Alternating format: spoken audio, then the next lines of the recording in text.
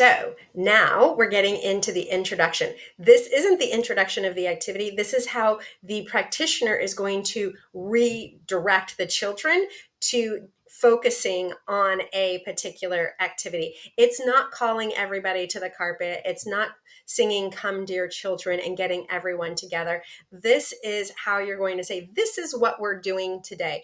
Very similar to how I started at the beginning of this presentation, how all the face-to-face activities begin. It's, hey, welcome. We are here today to talk about, and then we go through what we're going to talk about, and then we talk a little bit about our goals for that.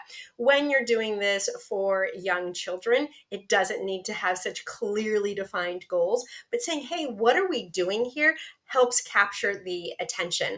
We're going to go into more details in the why on the next slide, so let's move right along.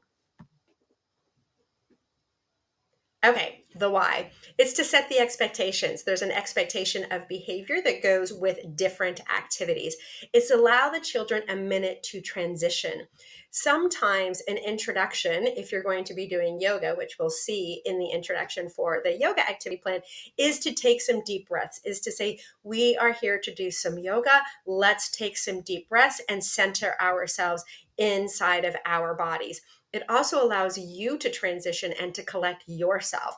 If I just walked in and had to give a face-to-face lecture without any sort of transition, I might actually forget what I was going to talk about, or I might get thrown off track or sidetracked, which happens anyway. And so without having this why we're here and how we're going to move forward, it's much easier to get off track. So we really want to be able to keep our own focus as well as the focus and the engagement of the children.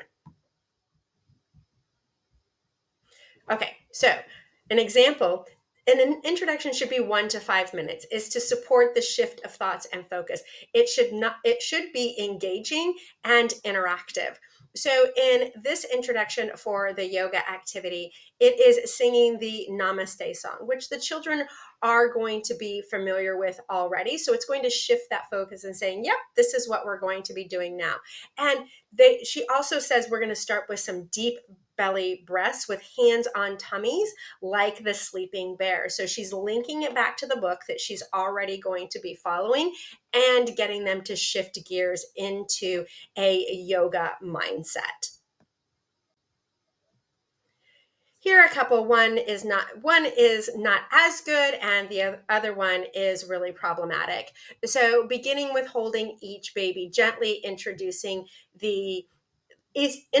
them to the concept of sound speak softly. So this is, because it's infants, it's a much different introduction into the activity. It's less formal, it's more gradual, but it's still there of shifting gears with the baby.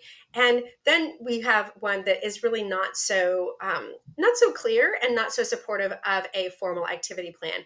And the practitioner actually admits it. This is difficult because, in my opinion, the best is not only to do it during certain times, circle time or going home time, but at the very exact moment when feelings are obvious, and having these emotion cards available when someone is having some upset and saying, this is a picture of a sad person and you look like this person. Are you feeling sad? Again, for 4-5s, that's not necessarily an appropriate activity. That is also problematic because she's not saying that there is an introduction at all, and how she's going to introduce and capture the children's attention to shift and focus. And we also know when a child is in the middle of an emotional upset, it can be very difficult to shift their focus immediately. Often that comes we shift their focus after we show them compassion, after we start the process of co-regulation. So again, not really the best process for a feelings activity, the way that it's been defined in this activity plan. Okay, wrapping up and moving forward. So, again, remembering that we want to capture the attention, have it be short and sweet and on topic, and making sure that we have everything prepared for this introduction. If you get into your introduction and you're like, oh, wait, I need to go and get this, I don't have my book. So this really is where all of that preparation comes in to pay off in spades, because you are ready to introduce this topic and you're ready to shift gears and participate with the children in this particular activity. So next we're going to move on to, okay, we've got the introduction. Now what? And let's find out.